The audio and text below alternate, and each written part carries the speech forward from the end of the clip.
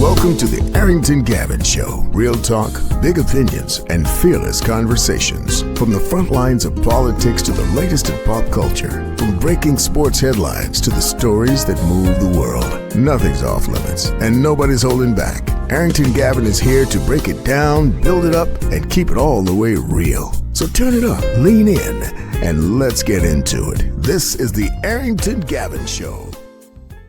Hey, what's going on, family? Welcome to the Arrington Gavin Show, your go-to spot for sharp insights, bold opinions, and unfiltered takes on the biggest stories of the day, whether it's politics, sports, pop culture, or the latest buzz. Look, we're diving deep and keeping it real, so please do me a favor, kick back, stay informed, and get ready to join the conversation.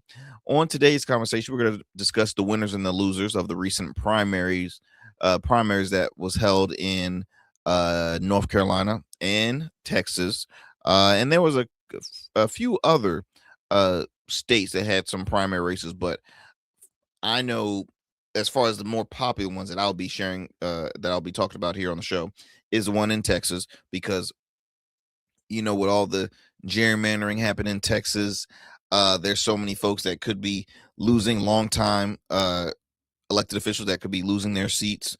We had a tight primary on both sides. On the Senate race, you had state legislator James Tellerico against Texas Congresswoman Jasmine Crockett.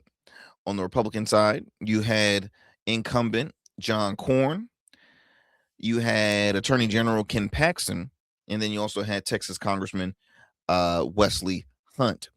Again, it was a heck of a lineup that you had there on both sides.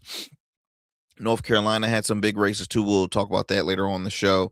Also, I'm going to talk about Mr. Tenderism. Y'all know the gentleman who's always on social media showing how tender his barbecue is, and his all the meat that he smokes and stuff like that, and he will show when the meat falls off the bone and the reaction, and it had went viral, and it was so funny because for the longest people thought this man owned a restaurant. Walter Johnson is his name. Everybody thought Walter, Mr. Tenderism, they thought he owned the restaurant. Turned out he didn't. And then folks felt bad because they're like, okay, is he getting compensated for bringing all this money to this restaurant? And eventually, Mr. Tenderism was fired, and a GoFundMe page was started for this man, and now he's seeing nothing but dollar signs for him. So I'm very happy about that. We're going to talk about him later on. Also, as you know, the merge with Paramount buying out Warner Brothers will again being the lead in the bidding war between Paramount and Netflix. Netflix ditched the bidding war. They opted out. They did not continue it, leaving Paramount as the winner. And so now you see all these platforms and networks and channels coming together.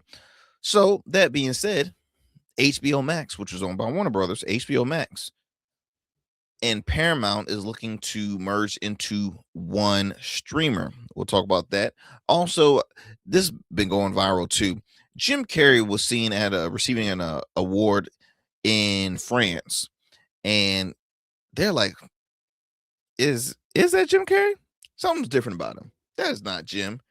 Is that really him? No." And it has social media losing their minds, saying, "Jim Carrey is cloned. That's not him. I tell you, that's his doppelganger. That's not him." And I'm just like, well, his face does look a slight difference, but the Hollywood thing to do is when you get a little older, you're not liking your wrinkles. What do? You have a little work done. So I'll give you my take on this whole debate. Is that Jim Carrey? Was it his clone? Was he cloned? I'll share my take later on. And if we have time, I'll also talk about this story about former longtime Bachelor host Chris Harrison, now hosting a new dating show. We'll talk about that later on here at the Arrington Gavin Show. As always, my friends, thank you so much for taking the time out of your busy schedule for chiming in to yet another great convo. You can be doing so many other things with your life, but I truly appreciate that you take the time out of your busy schedule to tune into the show. As you know, y'all know how to find us and support the program. We're a grassroots show. We're growing each and every day, whether it's on our social media platforms or our streaming platforms. You know, we drop new episodes. Matter of fact, let me put up the graphic here for those who are watching. We drop new episodes Monday through Fridays, weeknights at 7 p.m. Eastern Standard Time on YouTube and wherever you get your podcasts. So that could be Apple, iHeart, Spotify, just to name a few.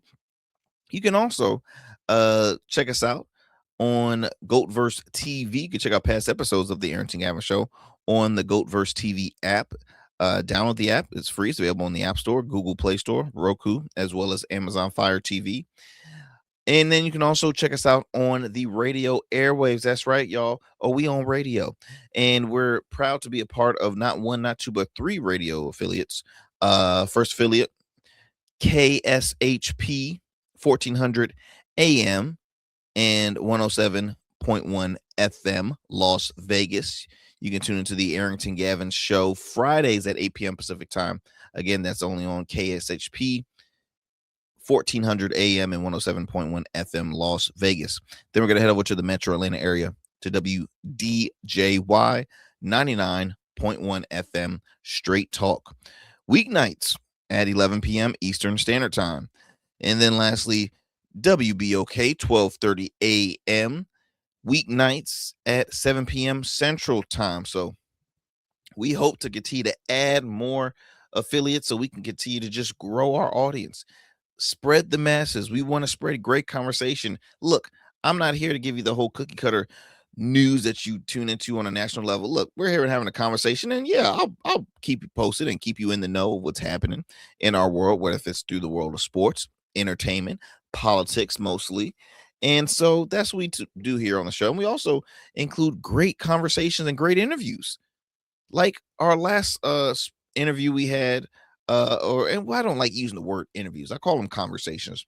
Last conversation we had was with Mr. Matt Strickler. So I hope y'all enjoyed that episode.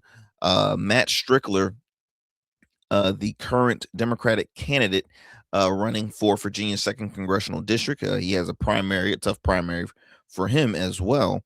But he was a former Virginia Secretary of, it's so funny. I thought I was going to remember it by now, but it was such a long title. He was a former Virginia Secretary of former Secretary of Natural and Historic Resources, and also former Deputy Assistant Secretary for Fish and Wildlife and Parks for the U.S. Department of Interior. He's now running for Virginia's 2nd Congressional District. So I hope y'all enjoyed that conversation we had. If you haven't tuned into it, please do so. Listen to it on demand whenever, whether you're on the run, on the go, driving in the car. Look, tune into it. It's a great, great conversation. I believe that is that all I have for you guys for it is. So before we head to a commercial break, because I love to just, check up on you guys. I hope you all are doing wonderful. I'm pretty sore right now. This evening I had met up with my trainer earlier, and let me tell you something. Staying in shape sucks, or at least getting in better shape. Yeah, it sucks. It's a son of a gun. It's sad because I always like to rethink my college days. College, I was so dedicated. And then, now you enter into the workforce and all that dedication just jumped right out the window. Like it is gone. It is gone. But, I'm getting back into it. Slowly but surely. I am getting back into the mix of things.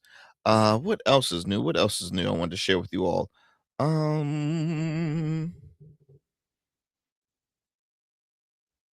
This is kind of random, but I feel like sharing it with you anyway because it's been on my mind. So I was at a recent NAACP meeting. So I'm a member of my local NAACP chapter, and we had a meeting talking with folks from the city planning commission.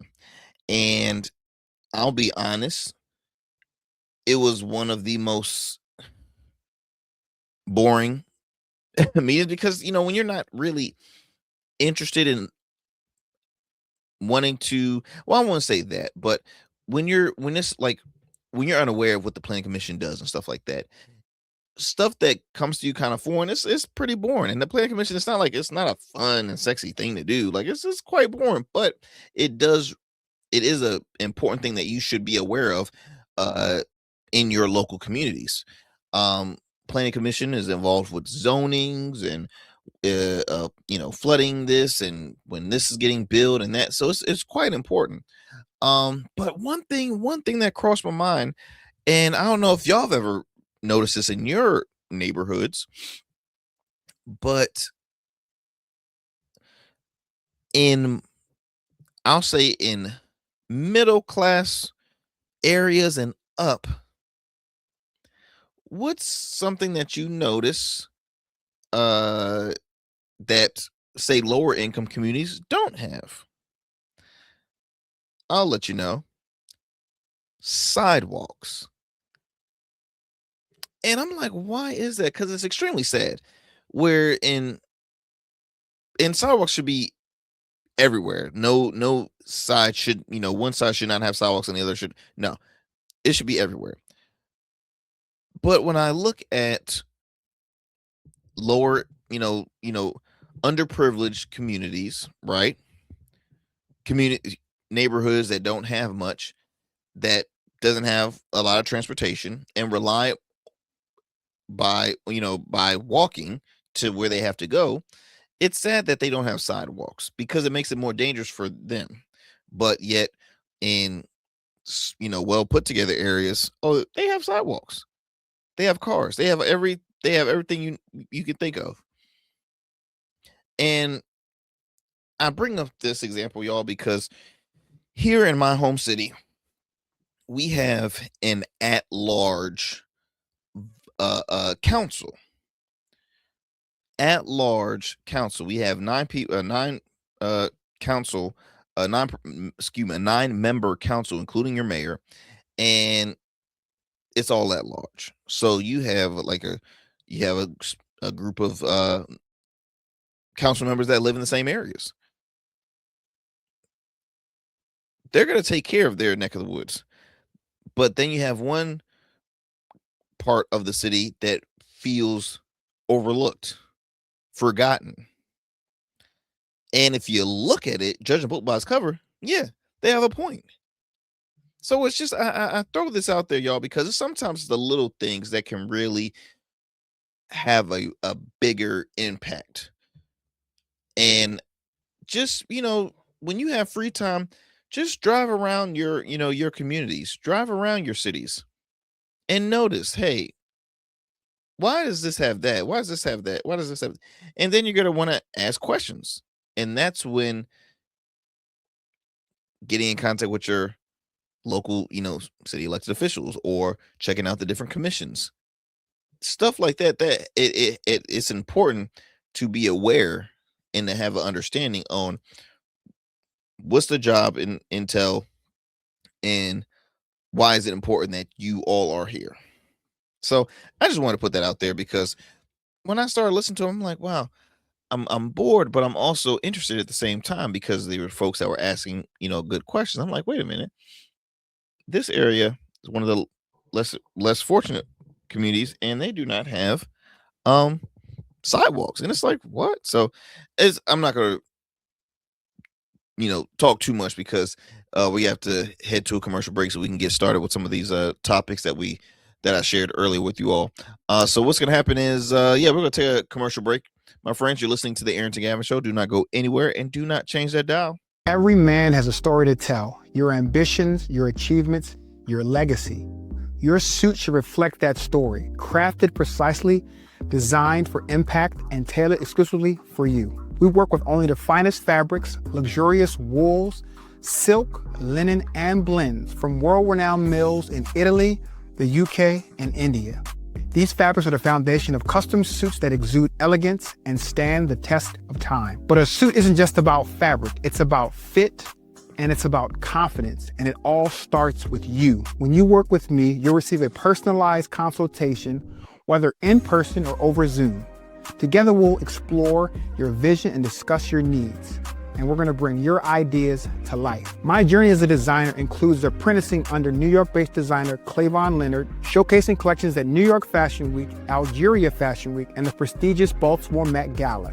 That experience is what we bring to every suit we create, from weddings to corporate events and everything in between.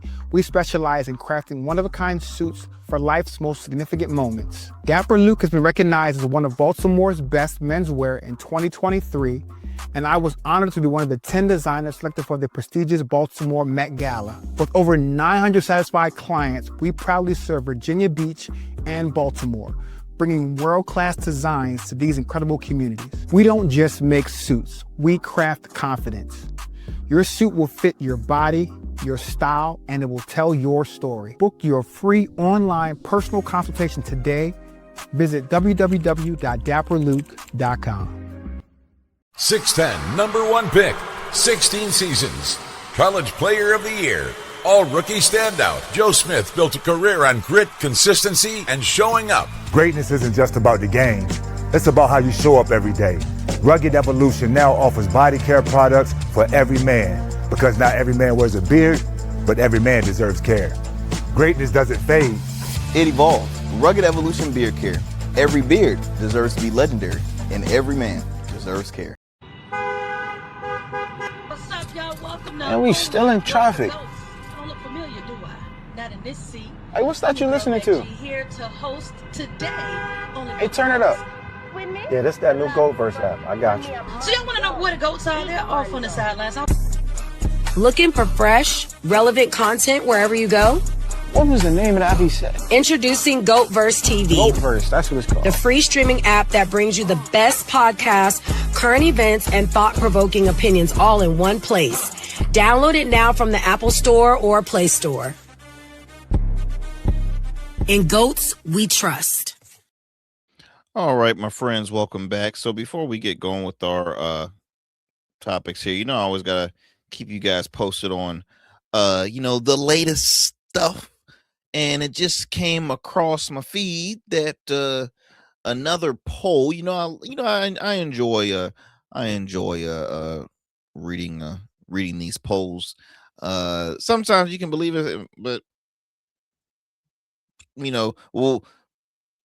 most of the time I'm always hesitant with polling, right? But and depending on which who's the source and stuff of these polls. But check this out, though. Fox News poll shows President Trump's job performance with 57% of voters disapproving and 43% approving. Border security is the president's only issue in which more voters approve of him than disapprove, with 52% of voters approving and 48% disapproving. Now, his ratings are underwater by 35 points. No shocker. On the cost of living, 27 points on tariffs, 23 points on the economy and healthcare, 20 points on foreign policy, 19 points on taxes, and then 13 points on jobs, and 6 points on immigration. Now, broken down by party, 95% of Democrats are unhappy with the job Trump is doing, while 87% of the Republicans approve. Among independent voters, it's 72% disapprove. About time my independents are talking up, because here's the thing, and I mentioned it before here. Trump continues to say, "Oh, we're winning at this, we're winning at that." Where, bro? Like, where does it show? Where does it show that you are winning, because it doesn't. We weren't born yesterday. And that's what I think a lot of folks get frustrated, is that we're not dumb. Don't try and pretend like what we're seeing is like we're not seeing it. We're seeing it clear as day. The turnout is not looking good. Okay. And so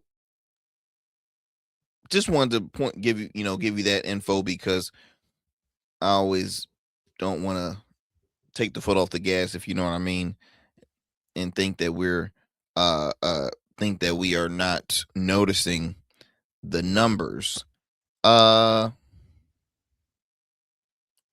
Let's see here. I am just gathering up some of the sound bites that I want to share with you, because as I mentioned earlier, want to talk about the winners and the losers of the primary, recent primary that happened. There was one that happened in North Carolina, and then there was also a major one that happened in Texas, right? So let me go ahead and open the floor with those. Let me just share with you the results first. In the Texas House District results, we have Dan Crenshaw, who's the incumbent, losing his seat, and it's by a Steve Toth. And it wasn't like a close one at all. Steve Toth won the primary 55.8% to Dan Crenshaw 40.7%. So boom, there's one person that is going to be saying bye-bye to Congress. Then you also have let's see here, because that was one race, but I want to head it over to the Democratic side, if I can. Hold up. I know I just. Okay, here we go. So Congressman Al Green lost his primary again with the whole redistricting. He lost to, was it McAfee? Is the gentleman's name? Why can I not find him? Well, it looks like the Aldridge one, Colin Aldridge, District 33, is advancing to a runoff as of right now. It could be changing by the time you guys tune into this program. Also, District 30 received a newcomer,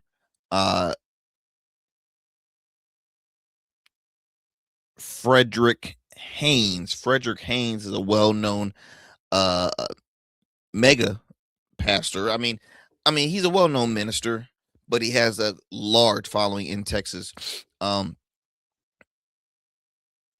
He was one of the individuals that had shared his support for Jasmine Crockett when she had first announced that she was running for Senate. Let me go ahead and actually play you his, for those who are unfamiliar who Frederick Haynes is.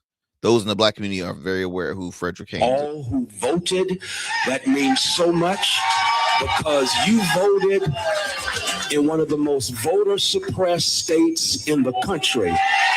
And they tried to play games with us today. But in spite of the games they played, they discovered that if you want to play games with us, we're going to show you how to win the game. So he is now going to be the new member of Congress from the 30th Congressional District. He is going to succeed one of his parishioners, Jasmine Crockett, who vacated the seat to run for U.S. Senate. All who voted, that means so much. I mean, so that's a big deal right there. That is a big deal. So you now have he's not going to be Reverend Frederick Haynes III. He is now going to be Congressman Frederick Hayes III. So as you had mentioned, as you heard, he will be replacing Jasmine Crockett in Congress, as she had to vacate her. Now, it was interesting because I was under the impression that she still might have had her seat, even though she was running for another position, that she still, had her seat, being though that she did not win the Senate bid for the Senate primary. But as you heard there from the gentleman, he will be now heading to Congress. So big congrats there. Well, again, it's all going to change, because hold tight here as I read you this.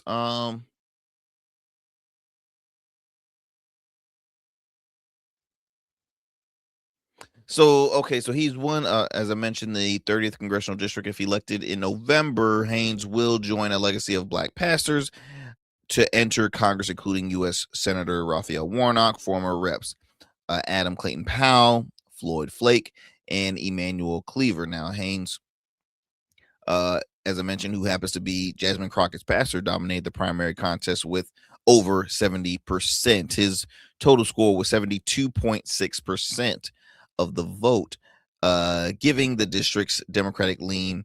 Haynes will almost certainly win the general election on November 3rd and head to Congress next year. They've already said he will be replacing, or he would replace then Representative Jasmine Crockett, who lost her bid in the U.S. Senate. I'll talk a little more about that. Just a quick, very, very quick background on Pastor Haynes. He served he's a Dallas native, and has served as pastor of Friendship West Baptist Church for more than 40 years. First of all, he doesn't look his age. He's 65 years old, and I would say, when it comes to ministers, I'll put him right up there with, like a Jamal Bryant when it comes to activist work, right? Very vocal, not shy to speak about the issues happening in Washington on his pulpit. Because you have a lot of pastors that are either hesitant, or a lot of them that has sided with this administration. So, not Pastor Haynes. So we have that congressional race, and then I wanted to talk about Al Green, Congressman Al Green's race. It is killing me that I cannot and there's so many names, by the way, because these primaries is just is a lot. Okay. District 18. Christian Menifee is the gentleman's name. Christian Menifee, who turned out the votes at 46, very close. Actually, 46% silent. And Al Green, the incumbent, received 44.2%. So again, with the whole gerrymandering, somebody was going to have to, lead the race. Okay. And so that individual was Al Green. I believe he's 78, 79 years old, still very vocal. Again, job well done. He's been a long elected official in the Texas area, an iconic figure. At his age, he was still the only vocal one that had the guts to, speak against Trump during his State of the Unions. I think that's what made him even more viral. One occasion, he was holding up the cane, saying, probably say, all lies, this and that. And then the second time, he said, well, if y'all don't want me to talk, I'll just hold my sign up. Black people aren't apes. And they still escorted him. So he is he's a very iconic figure in the Democratic Party, but also in the Texas political space. Also, check this out. During this cycle, there was a huge turnout in Texas, by the way, huge turnout, huge line, but there were some hiccups though. And let me share you this here, because there was something that it doesn't quite happen often in Texas, but it did specifically for the Senate primary race and in certain communities that would have benefited Jasmine Crockett. Listen to this. Breaking news, a couple of 3-4 things to share with you. First of all, again, reiterating, polls will be open. Only Democrat election sites will be open until 9 o'clock tonight because Republicans did not seek the same remedy. Here's what. Starting early this morning, there was confusion. Many people voting in the Democrat primary, not aware that you had to, on today, vote in your specific precinct, even though we've been telling them that for months. People did not grab that message. So they showed up at normal countywide voting centers, and then were told you can't vote here. You have to look up your location, your precinct, and go vote in your precinct. Problem was the website they were being sent to for that information from the Secretary of State had some bad information on it. Some people were sent to locations that was not their home precinct. So they ended up not voting, and the complaints started coming in, and this grew throughout the day. This voice of complaining about not being able to vote grew throughout the day. So the Dallas County Democrat Party went to a judge and had a hearing, and the judge now has issued this order for the polls to stay open after 9. It's up until 9 o'clock. Here's what's important. Try to get there before 7. It's not too late. Try to get there and get in line before 7 if you can. If you vote after 7, your vote then is considered a provisional vote. You have to fill out a provisional ballot because those votes, someone could appeal and argue that there was not substantial disruption to the voting process and people had time to vote. So if you can go vote, you can get in line before 7, please do. I'm telling you, I mean, it gets juicier and juicier. And of course, and Jasmine Crockett had a case because she's saying this is cheating. This is always something happening. And matter of fact, I think I have a clip here of her comments on the recent issues happening in during that period. So let me go ahead and find that clip for you and play it.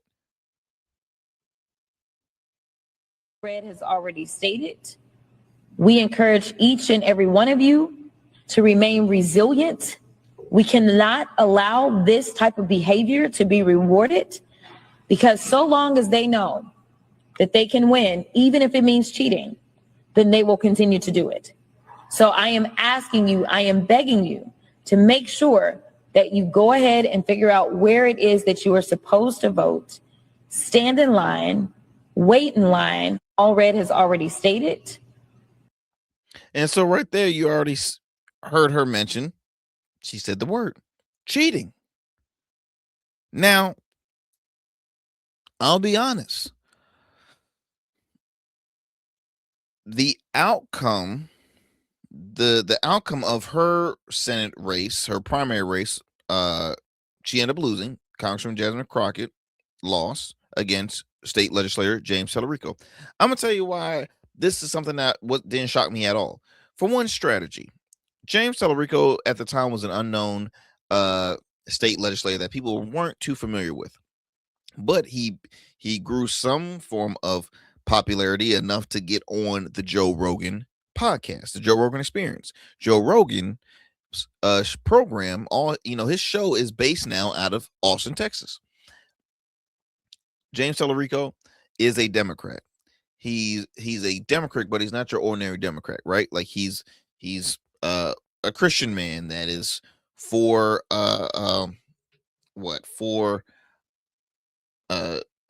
same-sex marriage, I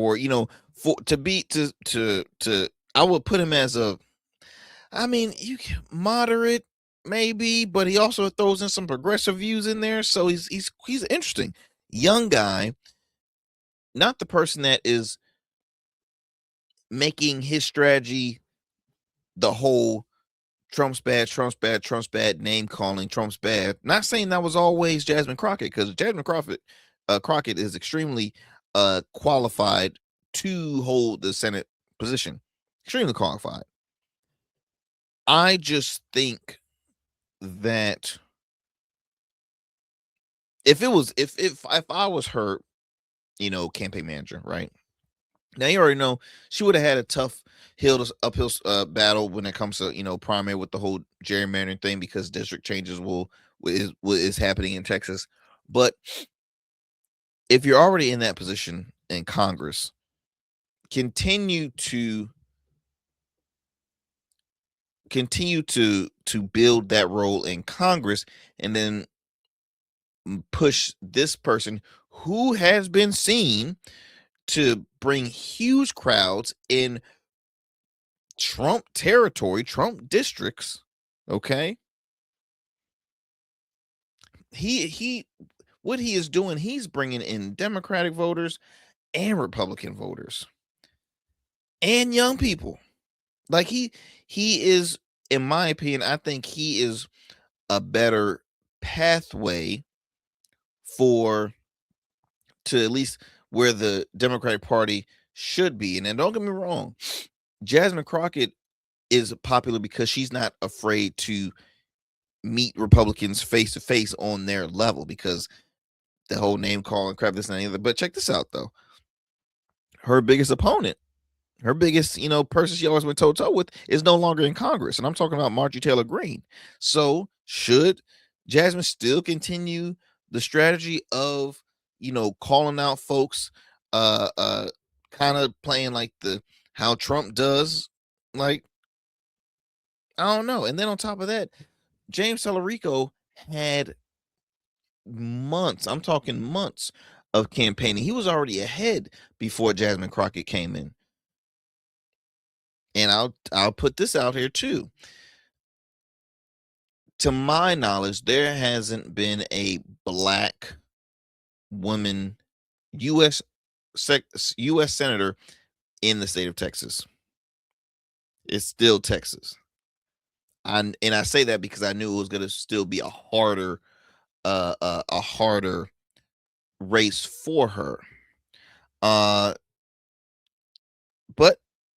James Tallarico is very qualified. James Tallarico is extremely popular, and he's not scared, and you can't outsmart him. He almost has that debate and quick response to questions like a Pete Buttigieg. Like, for example, here, this is and he's not afraid to enter into the lion's den at all either. This is James Tallarico on Fox's The Will Cain show. Check out James Tallarico in action for a bit, and just think about what's your thoughts on this guy? When you're winning in Illinois, you're happy to play by these rules. Again, I've condemned all gerrymandering across the country. And in fact, when Democrats had a majority in Congress, they voted to ban gerrymandering in every state, red states and blue states. Do you know how many Republican members of Congress joined them in that effort? Which one? I'm sorry. Which state did you just refer to? I'm asking, do you know how many Republicans joined Democrats in the U.S. Congress to ban gerrymandering? All the Democrats voted for it. 0 Republicans voted for it. 0. It's an odd. You can spare me the both sides rhetoric. It's clearly one side that is trying to rig the rules in the middle of the game. This is like 2 football teams coming out of the locker room at halftime, and the team that's ahead says they want to change the rules for the second half so they can win the game. All of us would be throwing food at the TV if that happened. We don't accept cheating in our politics. We don't accept cheating in our relationships. We shouldn't accept cheating in our elections. You've done the same thing as us, and we are going to, by the way, if you do it, we're going to ratchet it up even more, in the words of Gavin Newsom. My party has never gerrymandered in the middle of the decade at the request of the President of the United States, nor would we. The only way this is going to happen in blue states is if Texas executes this power grab. You mentioned Massachusetts. Do you know the party of the governor that signed that map into law? He was a Republican.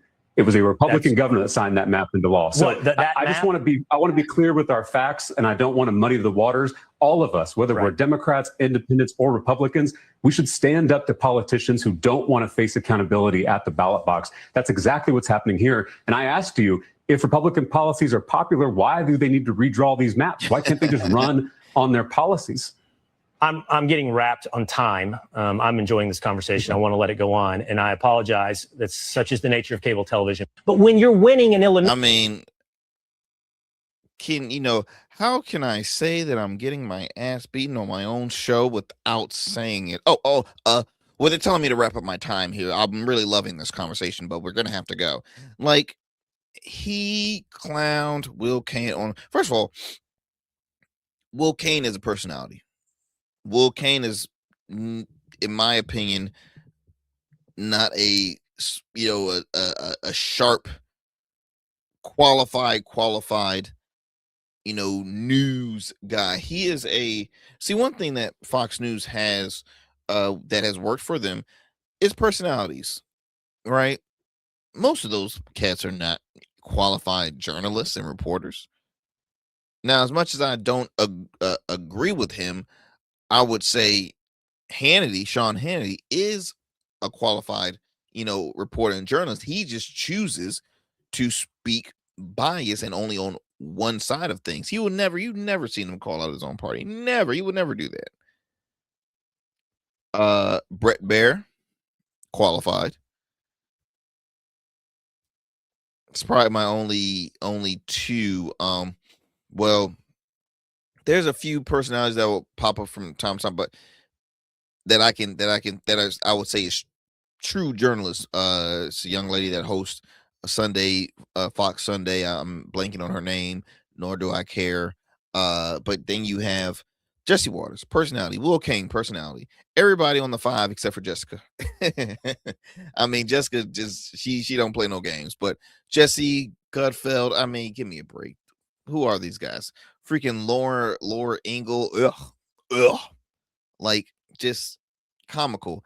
And they should have gave Will Cain a raise after having James Tallarico. But right then and there, that's why people lean towards James Tallarico. It was sad. There was a lady who was interviewed by the local Texas, I think, reporter, and was asked, like, who you voting for? And she said, she's like, I love Jasmine.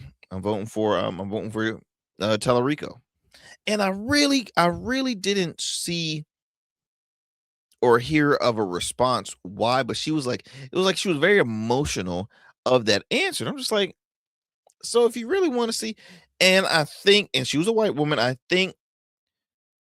don't know. I think in her mind, she was just saying, I'm trying to get a winning candidate. And I just don't think that a black woman could win U.S. Senate in Texas. I think that's what the lady, like, why she was feeling that way, in my opinion. I could be wrong. Let me see.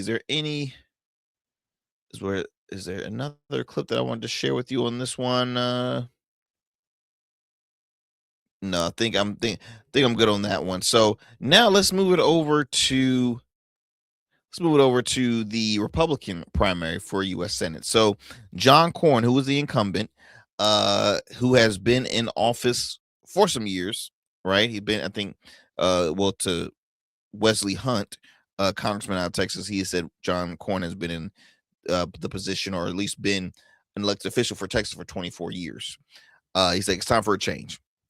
You have Ken Paxton, a controversial individual, Ken Paxton, who's the attorney general in Texas. And then Wesley Hunt. And let me just give you the stats, by the way, because I think this is hilarious.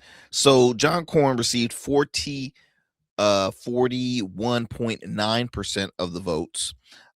Ken Paxton received 40.7% of the votes. And then Wesley Hunt basically received voters who vote for him for Congress, because he received 13.5%, which is a little over 290,000 voters.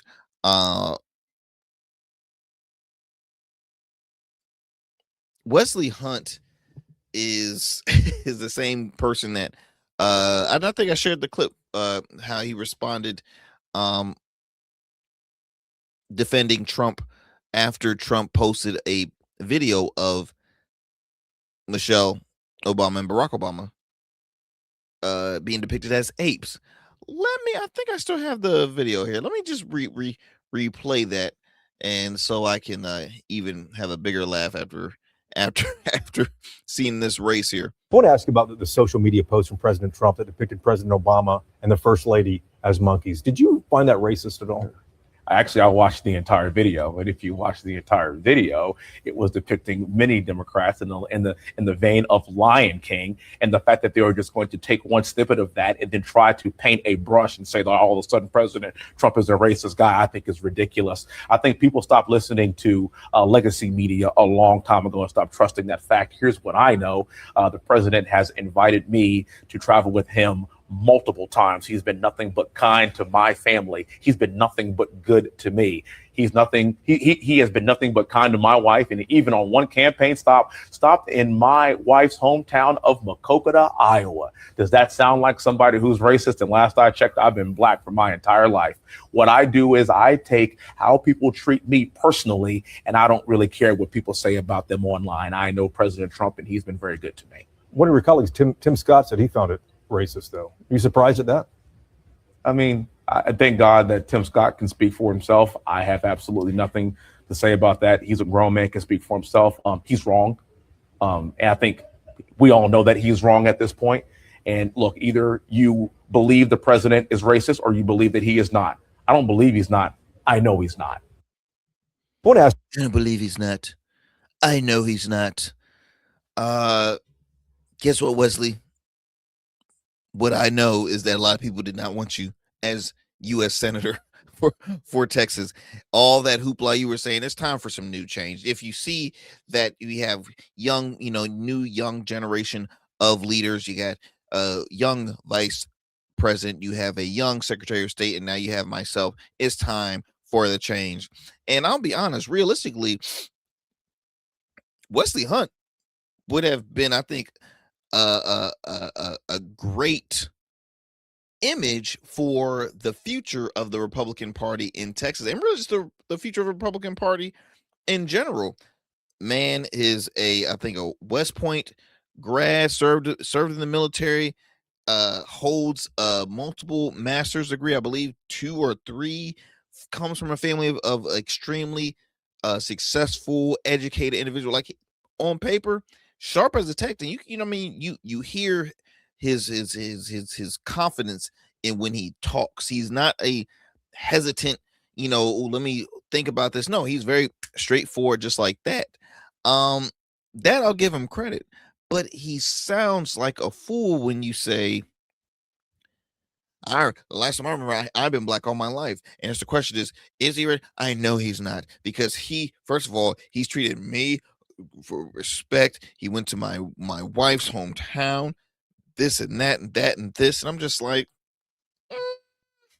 and I'm sorry, but I'm always hesitant when somebody is already, like, their posture, they do like the whole, like they trying to get something out of their teeth or something like. And then when he was smiling the whole time until the gentleman had told him, well, Senator Tim Scott, who again is served longer, been in that position way longer than Wesley, said he considered it racist. And I commended Senator Tim Scott for speaking out, because it was wrong. If you, again, everybody's seen the full video. Guess what, Wesley? And I mentioned this before on the show. I've seen the whole video, and it was still an offensive depiction. Doesn't change.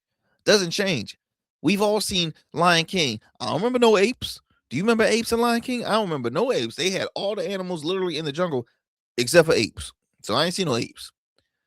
Shoot, I might even watch it after the show, just so I can, make sure make sure that I'm telling you guys the truth. Like, I don't remember seeing any apes, but yeah, West, obviously it showed that the state of Texas did not want Wesley as a U.S. Senator, and I'm surprised I'm curious to see where this is gonna take his career in the Republican Party for Texas, because Wesley could have opted out of the race and probably could have endorsed one of the two candidates, and this would have been a different kind of a race, but it wasn't. right? It wasn't. Which that race is advancing. As of right now, it says it's advancing to a runoff. But I can guarantee you, it ain't gonna be Wesley.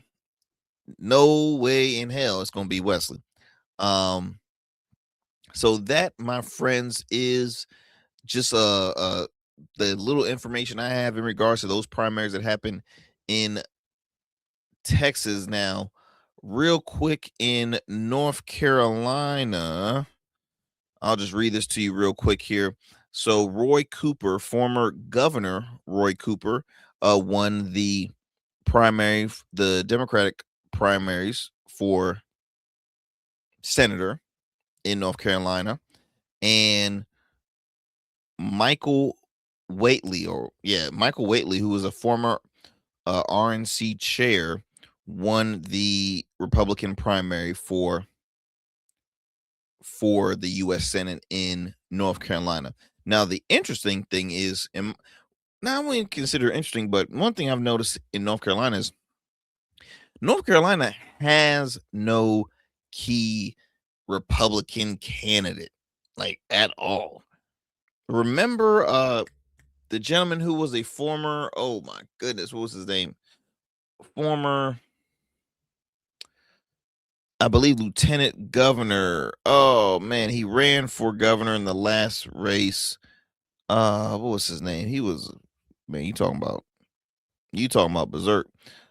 Former, let's see, LT Gov of, and what was his name? Mark Robinson. Good gracious. Mark Robinson was a hot, he was a hot ass mess, really. He was. Whew. They said, man, we want to get if y'all want to get the craziest one, we got him for you. I mean, and in my mind, I'm like, when you ask somebody who didn't serve in the as RNC chair for a while to say, hey, look, I think you'd be a great Senate for North Carolina, it'll be interesting. I really think that the Republican Party in North Carolina is just desperate, personally. And we'll see where this goes. But yeah, we'll see where this goes. Alrighty, my friends. We're running a little low on time, so I think I just have real quick to share. Which one do I want to? Which one? I'll show you this one. So, real quick, everybody is talking about this whole conspiracy that Jim Carrey has is cloned, right? That's not really him. That can't be Jim Carrey. So recently, Jim Carrey was seen at an award show.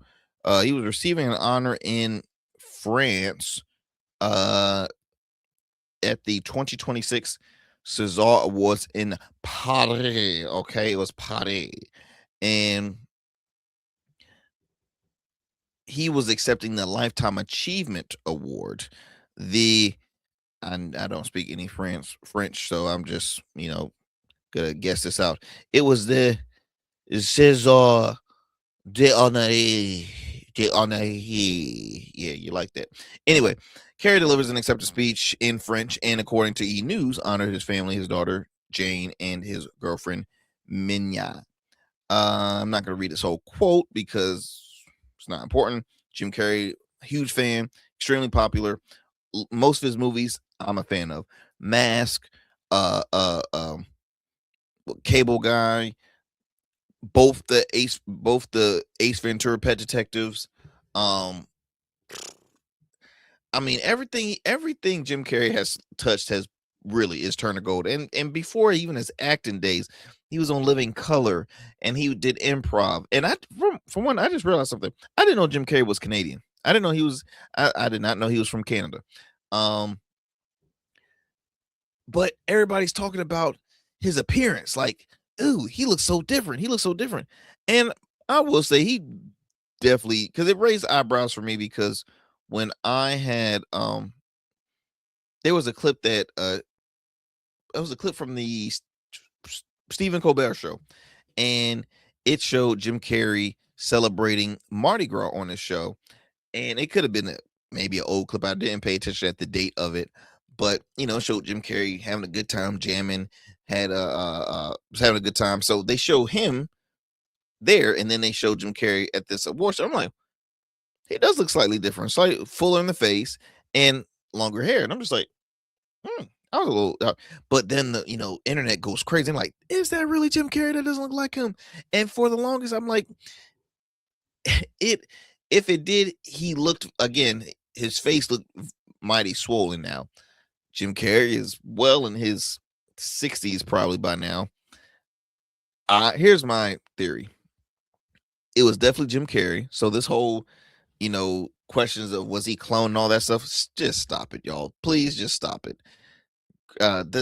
Everybody with the conspiracy theories, y'all drive me crazy with that. Now, what I will say though, I think he had some work done on his face.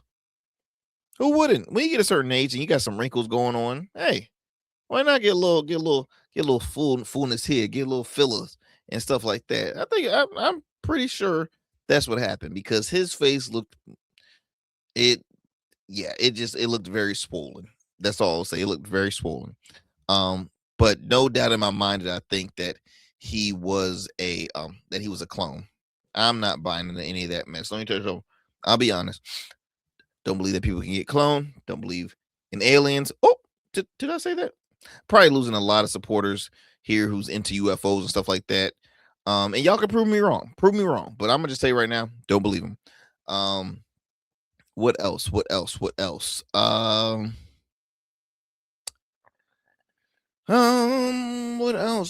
That's pretty much it. That is pretty much it.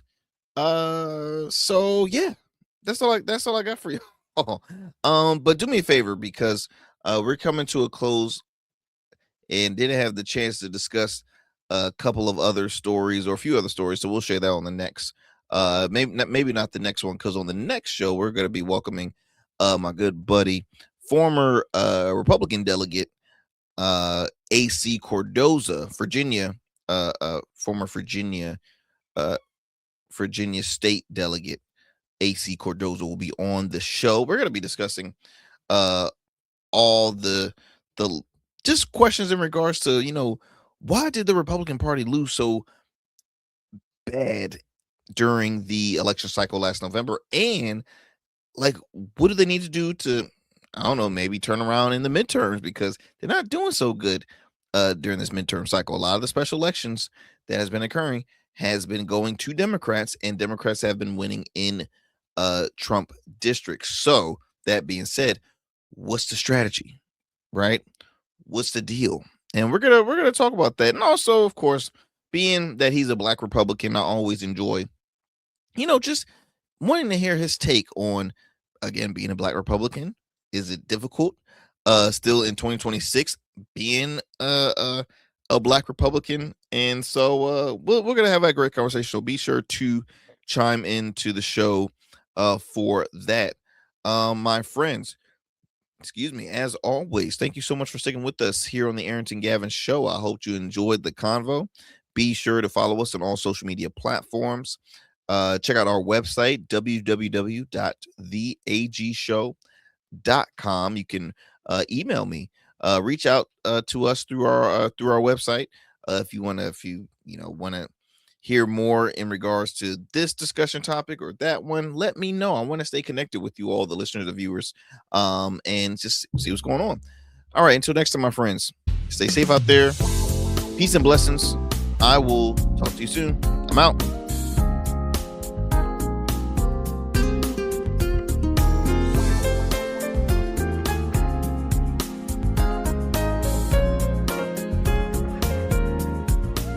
That's it for tonight on the Arrington Gavin Show. Thanks for tapping in and keeping the conversation alive. Don't forget, stay connected with us on all platforms. Follow at Arrington Gavin on Instagram, Blue Sky, and X, and subscribe to the official Substack for exclusive takes and deep dives you won't get anywhere else. We're here every weeknight, same time, same energy, same real talk. Until next time, stay bold, stay sharp, and stay true.